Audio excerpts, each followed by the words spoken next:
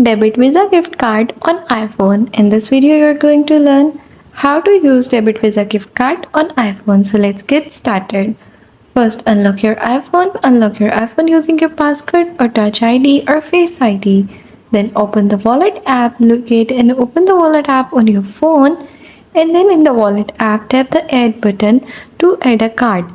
Now after doing that, choose the option for credit or debit card and manually enter the details from your Visa debit card, including the card number, expiration date, and security code.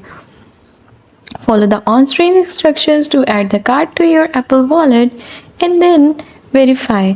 Apple might require additional verification. This could involve a code sent to you via SMS or email. Once the card is added and verified, it should be available in your Apple Wallet for use. Then go to the App Store or iTunes. Open the App Store or iTunes on your iPhone. Find the content to purchase. Browser search for the app, game, or content.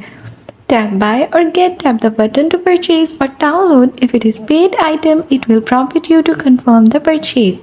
Choose payment method. When prompted to choose a payment method, select your payment method. That's all. That's how you will be able to use Debit Visa gift card on iPhone.